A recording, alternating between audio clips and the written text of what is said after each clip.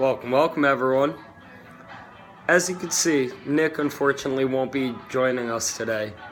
He's too busy crying about his loss to me. Nick flew back home to New York because of Hurricane Irma. He's safe and sound, as am I. The apartment's fine. I figured it's Wednesday, so we're supposed to record, so I'm just going to do a short one of these. Just sort of no rhyme or reason, a little bit of recap, a little bit of what's coming up. Just for future reference, we usually record Wednesdays. We're not really going to dive into waiver wire pickups because they go through on Wednesday. And also, he and I, plus a good portion of our viewers, are in the same league. And I, for one, do not want to give away my waiver wire pickups. So that's one topic we're going to tend to not really hit. But since this is post-waiver period, I'm sure we'll still discuss a handful of those players. Just don't expect waiver tips before they go through. A little bit of a recap. A lot of the games didn't go as expected. There was some poor quarterback play. Oh, and also just, Phil Collins radio. So, I don't know how loud this is in the background, but family friendly. Anyways, we had a few right predictions. Big week from Hunt and Hill. Kels was contained. We had a few wrong predictions. Martavis Bryant didn't get a touchdown, and the Giants looked terrible. It's going to happen.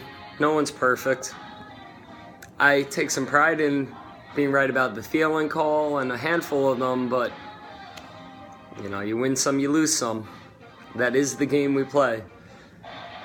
Let's see. Some of the biggest takeaways from week one. I guess let's get started with the consensus number 1 or 2 overall pick, DJ.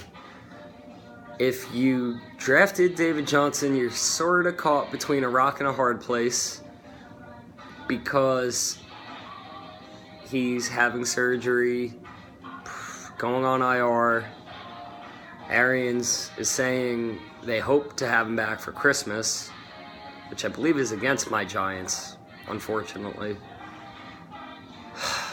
So I hate to tell you to drop your number 1 pick a week into the season, but the brutal reality is if he's not coming back to week 15 or 16, he's going to sit on your bench unless you have an IR spot.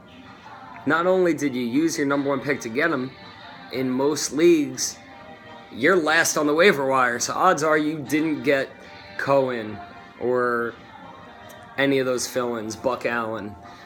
So you're really kind of caught in a catch-22. If you drop him, you just wasted your number 1 pick. But if you stash him, you're wasting the roster spot. I think I would drop him. I understand giving it a week or two. That might be the safest bet, just until we have all of the facts and everything's set in stone. But it is something to consider. The first game tomorrow is Houston at Cincinnati. And a lot of people are panicking about the way Andy Dalton played in the Bengals. Look, if you drafted A.J. Green, he's a top 7, top 8 receiver. You're starting A.J. Green. Unfortunately, the Texans do have a really good defense, and the Bengals looked really bad. Pretty much on par with my Giants. But I don't see a scenario where you have another receiver on your bench of the caliber of A.J. Green. So if you have him, you're starting him. If you have Mixon, it depends on your depth there. I could see you filling someone in. Maybe, 3 wide receiver sets with the flex. Maybe you lucked out and got Cohen off the waiver wire and you're in a PPR league. That's up to your discretion. It's your team. But the Bengals are too good to be that bad. That being said, I think it's a bounce-back game for Houston. I just think their defense is really good, and Dalton looked terrible. Lamar Miller will probably run for 80, 90 yards. Hopkins is feasting on targets, so DeAndre will probably get 10 to 12 targets, maybe catch 8 or 9 of them, find the end zone once or twice. So I think Houston will win, but I do expect a handful of the Bengals to perform as well. I'm going to go through these a little quick, keep this short and simple because I do have some homework to do. School first, if you're still in school, time after time. All right, so I'm going to get right into Sunday. Cleveland at Baltimore. Cleveland actually looks pretty good, I have to say.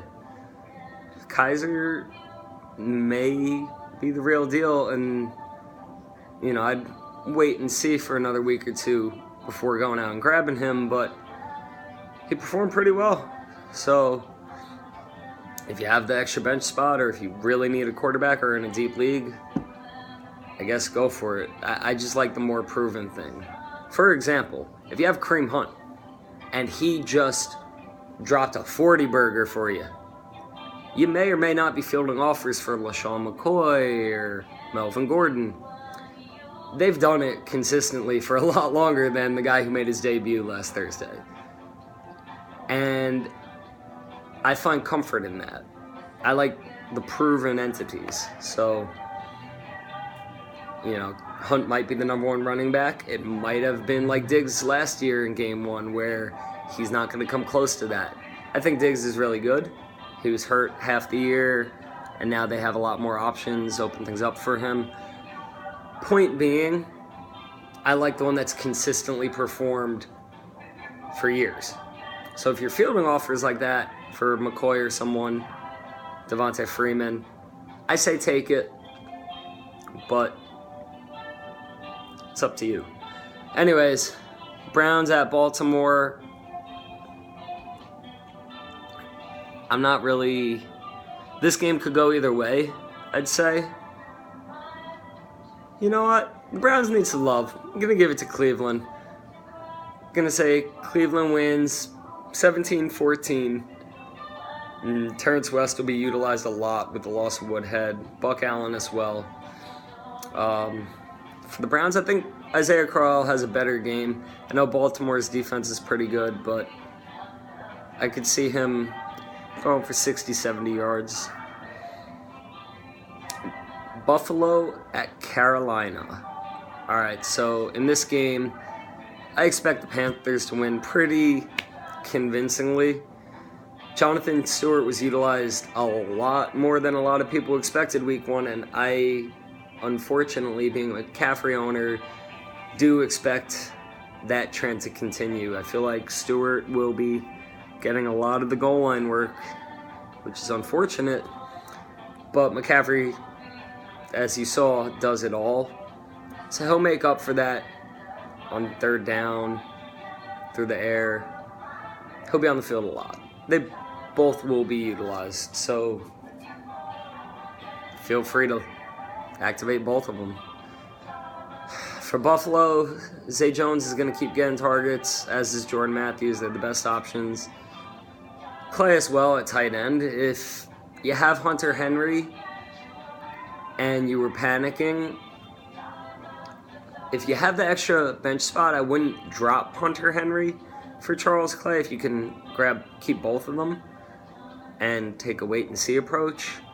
But I understand why you might want to take the person who performed above expectations as opposed to Hunter Henry, who put up a goose egg. Your team. I'm going to find some name involving it being your team and my Giants being terrible. I'll think of that later. Anyway, I expect Carolina to win. Hopefully see a little more out of Greg Olsen and Kelvin Benjamin. And the two most underwhelming teams, arguably, Arizona against the Colts, versus this week. And both teams look really bad. Andrew Luck needs to come back ASAP for Indianapolis because Moncrief, T.Y., they're all hurting without him. And Arizona's defense is pretty okay, but Palmer's really showing his age. And the loss of DJ, I feel like they're going to have to air it out a bit more. So if you have John Brown, J.J. Nelson actually had a decent game week 1, and you have a need at wide receiver, I understand maybe deploying them, but wide receiver's so stacked, you should have better options, unless you're in a 16-team league or something like that. Anyway, I don't see the Colts being able to do anything, just because whether it's Brissett, who I think it will be Brissett, but whether it's Brissett or Tolzien, that offense is just lost without luck. So I'm going to say Arizona's going to win 24-15. And I'm sorry, Nick. You have to know they're lost without luck. Anyways, next comes the Titans at Jacksonville. And I'm actually looking into going to this game because I really like Mariota, both their backs, and I'm intrigued by all their receiving options now in Tennessee. I would like to get a closer look firsthand. Speaking of closer look firsthand, I know I said over the weekend my brother and I were going to record. He doesn't like the way he sounds on camera. Yeah, I'm putting you on blast, Dominic. We had an excellent time at the Clemson-Auburn game. Go Clemson. Tigers won. Yeah, they did. 11 sacks. It was a sick game. But we didn't record because of that, so I apologize on that front. Anyways, Titans at Jacksonville. Titans lost against a very, very good team in Oakland. Or at home, but against Oakland. And the Jaguars, in my opinion, upset Houston pretty convincingly, though. Their defense looks to be the real deal. I think this game will be a lot closer than people would have guessed 2 weeks ago. But I have Tennessee winning. Both teams will rely on their defenses and grind it out on the ground. I just feel like Jacksonville just lost their top receiver, and the Titans are more than one-dimensional on offense. So I'm going to give it to Tennessee. I'm going to say 17-13. Up next, we have the Eagles at Kansas City. Expect some regression from Kareem Hunt. He's going to come back to earth. I could still see him going for 80 to 100 yards, maybe 4 or 5 catches, about 40 yards. But don't expect him to go for 200 some odd yards or 3 or more touchdowns. That's unrealistic to expect that of him potentially for the rest of the year. I think he'll have a good game. If you have him, you're starting him. He's my new RB1. But just temper your expectations. He's not going to drop 40. He's probably not going to drop 30. He's probably not going to drop 25. But in this game, I think this will be a really good one. Actually, Alex Smith and Carson Wentz both looked amazing last week. A lot of quarterbacks underperformed. Brady, Eli. But 2 that did not, Alex Smith and Carson Wentz. Being someone that played Carson Wentz because of Andrew Luck's absence, I capitalized on the opportunity, got my W. That was a call that I got right, too. The Eagles are going to beat Washington in a close game, albeit it was somewhat controversial. A win's a win. Anyways, Eagles at Kansas City.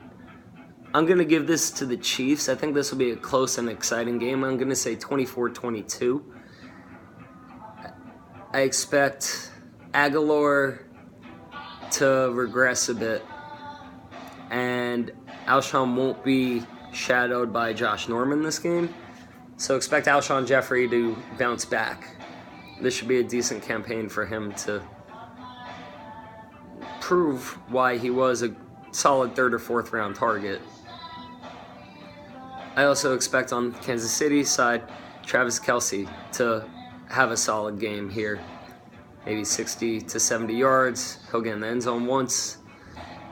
Eagles lost Ronald Darby on defense. As an Eagles defense owner, I'm upset by it, but as a Giants fan, I'm okay with it. The Eagles are very, very good, or their defense at least, at scoring touchdowns. So I'm hoping that continues. Alex Smith doesn't usually air it out, but after last week, I don't know what's what. Alex Smith looked like Tom Brady. Tom Brady looked like Alex Smith. I don't know. I have Kansas City winning a close one. Anyways, on to the Patriots. Patriots against the Saints. Pats are on the road. I'm expecting a huge game from Brady. Touchdown for Gronk. Touchdown for Cooks. It's yet to be determined if Danny Amendola is going to play or not with his concussion. If not, I just think that's more looks for the backs, James White, and then also for Chris Hogan. I think the Patriots are going to dominate this one. Both teams should have phenomenal fantasy value. Drew Brees will air it out. It's going to be a big shootout. I just think the Saints' defense is abysmal, and the Patriots are the better team on both ends. So I'm going to say 31-27 Patriots. On the Saints side, Michael Thomas will probably get 8 to 10 targets again.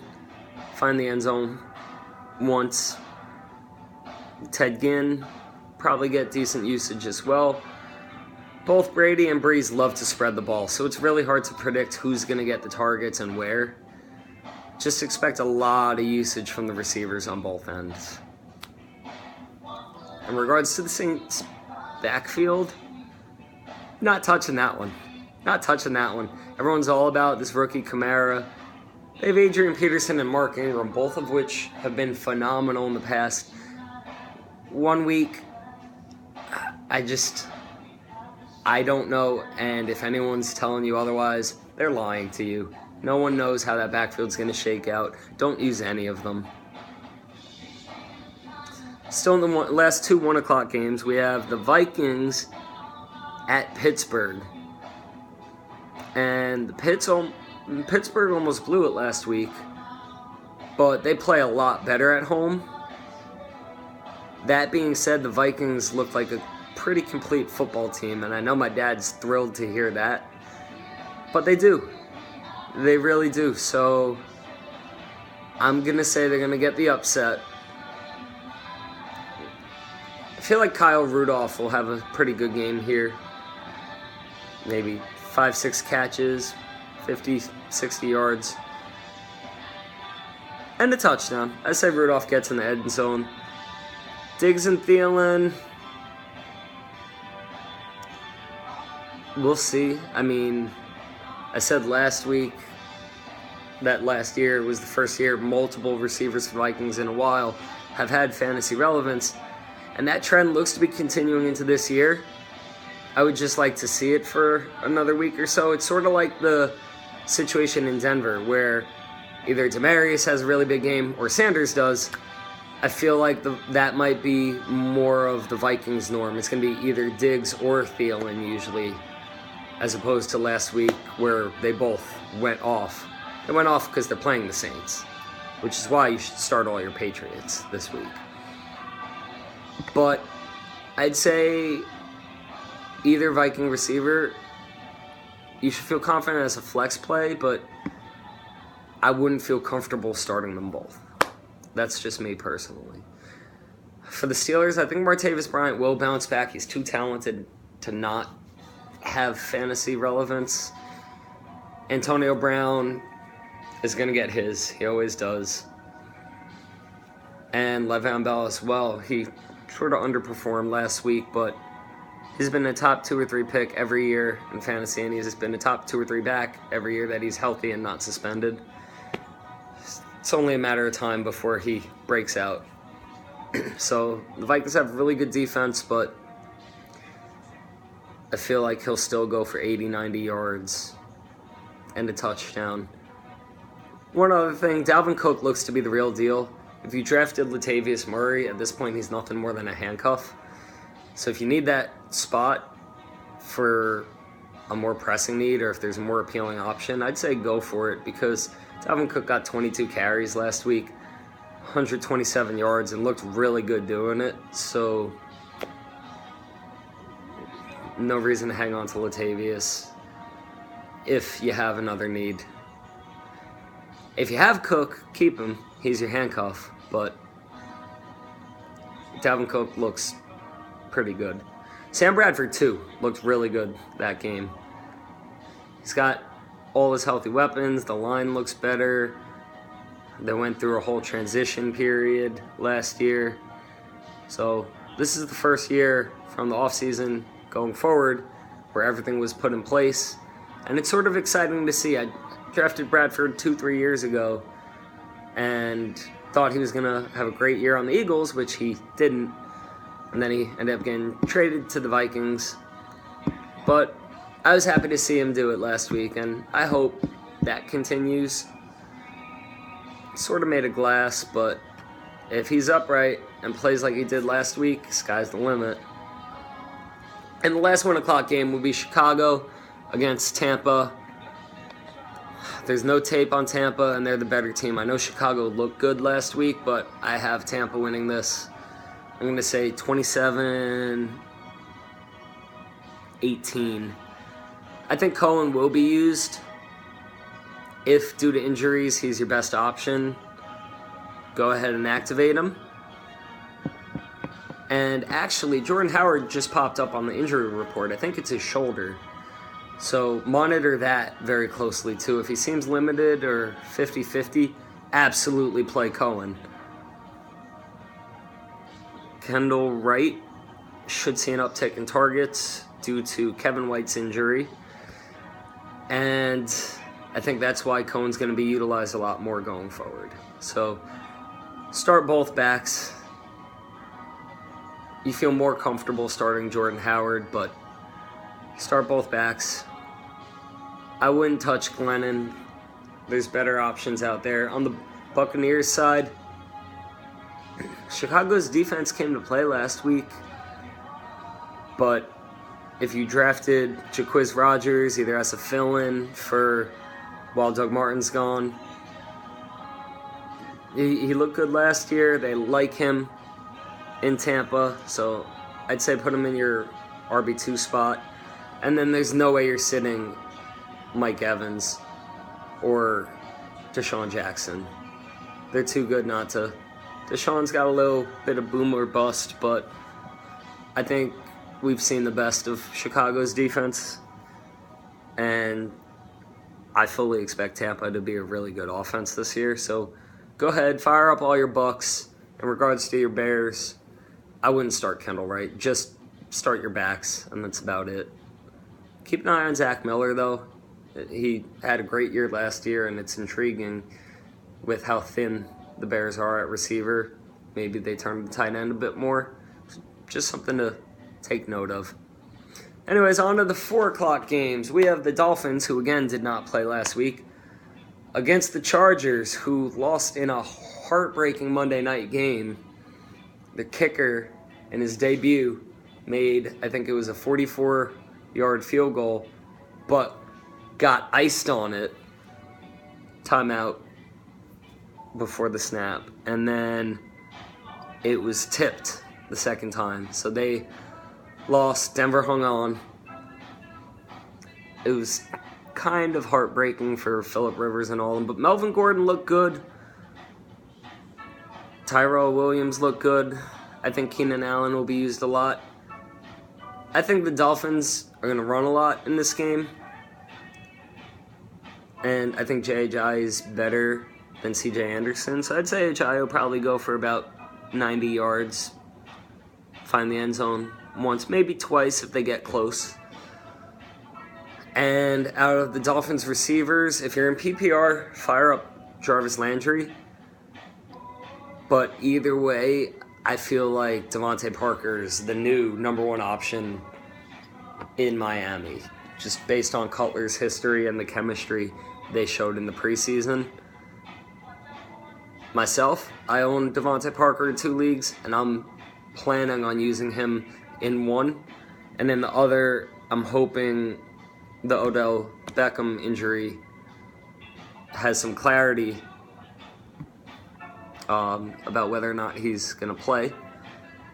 I'd rather play Beckham, but if not, I plan to also use Devontae Parker in that lineup. So if you have him or Landry in PPR, go for it, and J.J. is a no-brainer. For the Chargers, Keenan Allen, another PPR monster. I feel like him, Phillip Rivers, they're in sync every year, and Allen has missed significant time, but he's going to be his top target every year. So if you have Keenan Allen, fire him up. Hunter Henry, I'm a little hesitant now. If you have another option, or if you went and grabbed someone on the wire, I'd probably sit Hunter Henry. I wouldn't drop him yet, but I'd sit him this week. Gates got utilized more, and I wouldn't go out and grab Gates, but I'd avoid Chargers tight ends this week. I wouldn't start Cutler. I'd want to see him 1 or 2 games. He's back with Gaze, but I'd like to see how that offense clicks first. But if you have Phillip Rivers and Carson Palmer underperformed, or Andy Dalton underperformed, or you're waiting on luck, go for it. Phillip Rivers has had fantasy success, top 10 success, pretty regularly. You know, not counting last year and 1 or 2 other injury-riddled years. Next, we have the Jets at Oakland, and this is going to be a massacre. A massacre. I wouldn't feel comfortable playing any Jets. Maybe Will Ty if you're desperate, just because of the looks he'll get. But the Jets are just no match for Oakland. And I know we said that about the Houston-Jacksonville game last week, but it's really true. Fire up Crabtree, fire up Lynch, fire up Cooper. Any and every Raider you have, fire them up, because the Jets are not going to be able to move the ball, regardless of what the defense can and can't do. They're only human. Football players are only human. They're going to guess. Sort of like how the Giants defense guessed in the second half of the game last week. They won't be able to contain Derek Carr. So fire up all your Raiders. Don't fire up any Jets. And don't expect a close game. This next one is pretty intriguing. Cowboys at Denver.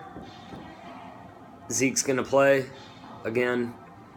If Denver's D did have any weakness, it's their line. So I'm thinking Zeke's going to go for about 120. I think he'll get in the end zone once as well. I don't know what's up with Dak and Dez. It's just a connection we've all been waiting to see, and it hasn't happened.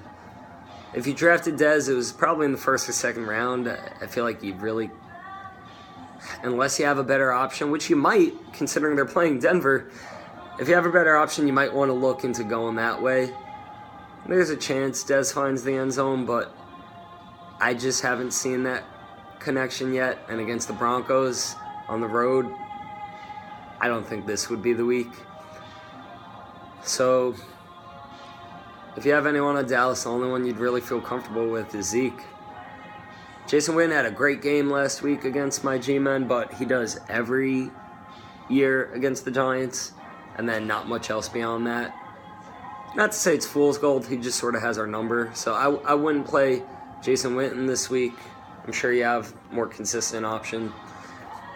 For the Broncos, I don't believe in any of the corners Dallas has. I know the Giants looked terrible last week, but Demaryius and Sanders should be able to pick Dallas' secondary apart. It's hard to say which of the two will have a bigger week, but I'd feel comfortable starting either of them. And they had a third receiver that showed some relevance. I think his last name was, Benny Fowler. If you have the bench spot, feel free to stash him, but don't play him this week. Washington against the Rams. The Rams looked pretty good last week. Todd Gurley, 90 carries, 40 yards. Got in the end zone. Jared Goff looked legit, showed chemistry with Cooper Kupp. I have Kupp on one of my benches. It's going to be good in PPR, but in non-PPR, I wouldn't deploy him just yet. Kind of take a wait-and-see approach.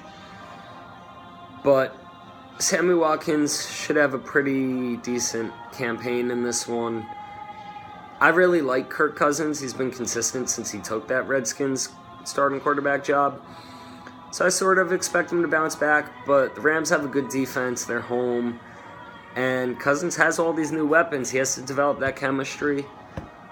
So if you have Pryor or Crowder, just sort of survey what other options you have in this one. I think I'd start Pryor, definitely start Reed, because they're big red zone threats. They're the top two options on that offense. But I don't think I would start Crowder, and I don't think I would start Robert Kelly either, to be honest. Not in this one. I think Cousins will have a better campaign this week, though. He's just too good not to. He usually gets off to a slow start, but unless you have a viable replacement option for the week, I'd go with Cousins. Goff looked really good. Again, it's only one game, and he looked so bad last year. I'd like to see it another week or two before you play him. But if you want to go out and grab him in a 2 QB league, stash him on your bench, I understand that. And the last of the afternoon games are the 49ers against Seattle, at Seattle. I feel like Carlos Hyde will grind out 60 yards, nothing spectacular. Seattle's defense at home should keep that offense somewhat in check. Garcon will be targeted a lot, but again, I just don't see anyone on the 49ers really being too relevant this week. As for Seattle, Jimmy Graham looked pretty questionable, had a few drops in that one. I'm hoping for a bounce-back campaign there, and I think he will. He's too good a tight end not to. So expect them to look his way quite a bit. I think Jimmy Graham will probably go for 70 yards and a touchdown. And Baldwin's the primary target on that offense, so expect a few shots to him as well. You know, maybe 4 catches, but 80, 90 yards and touchdown as well. As for the backfield, there's a ton of hype regarding Carson. Definitely stash him if you have the spot. Do not activate him, though. Thomas Rawls didn't play. And at this point in time, Thomas Rawls is the lead back. So I wouldn't feel comfortable playing either of them. Procise is still there. But the odd man out looks to be Eddie Lacy. If you have him, I'd cut bait with him.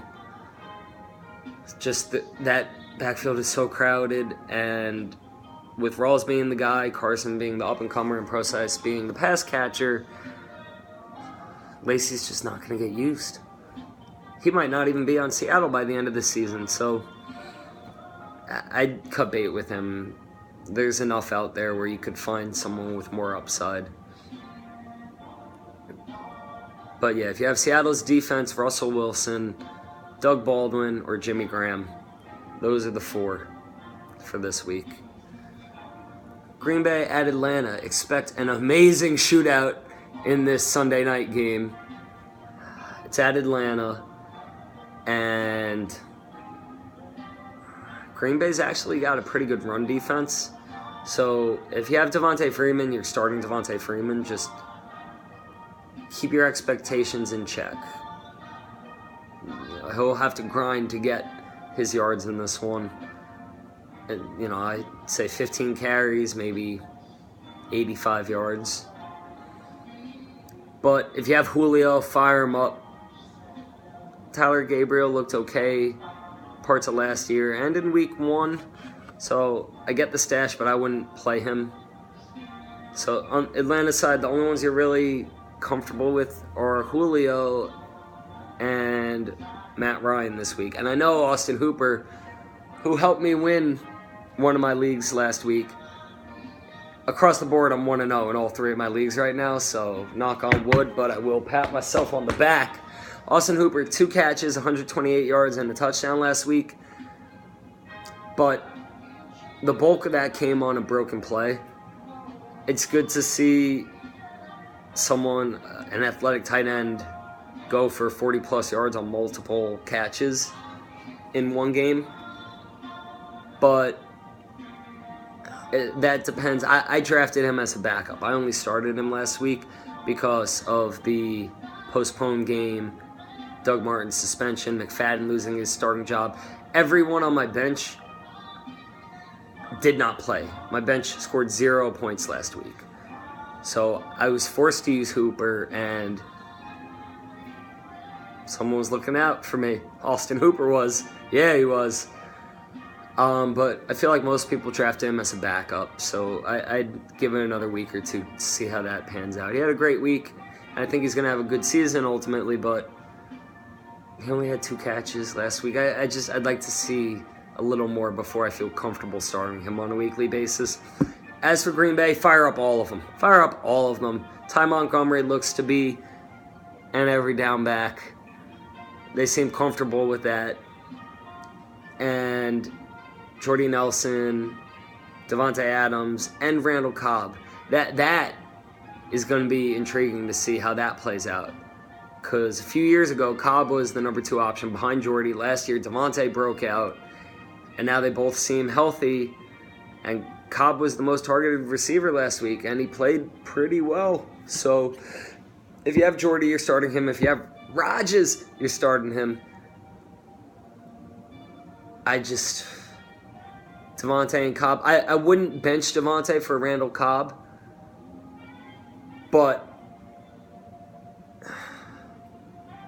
I feel less comfortable starting Devontae Adams.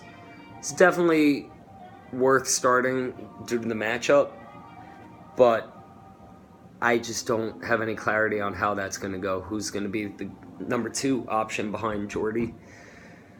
But if you have Adams, start him. You probably took him in the 4th round, 5th round, maybe, in more shallow leagues. And I think he'll have a bigger week this week. I do. Monday night game, the Lions at home against my G-Men. Odell's not going to solve all of the Giants' issues. He's not. He can't fix the O-line problems. He's not going to open up the run game that's been abysmal for years. But if Eli's got to release the ball in 2.5 seconds every play and is getting pressured every play, you want the guy that can make catches like this. Jokes aside, if Odell plays, you're starting him, and you're starting Brandon Marshall as well. Marshall's not going to be drawing the top coverage, and I feel like they'll both be fantasy relevant. They'll both have big games. One of them will go for 100-plus yards. The other one will probably have 2 touchdowns against the Lions' poorest defense. But I wouldn't feel comfortable starting Eli or Perkins or any of the tight ends, or just those 2 receivers. That's it for the Giants. And their defense. Unless there's a really good streaming option that you get, start the Giants' defense. If you can get Oakland's D against the Jets or something like that out of free agency, then bench the Giants D just because they got gassed last week, and Detroit's got a very good offense.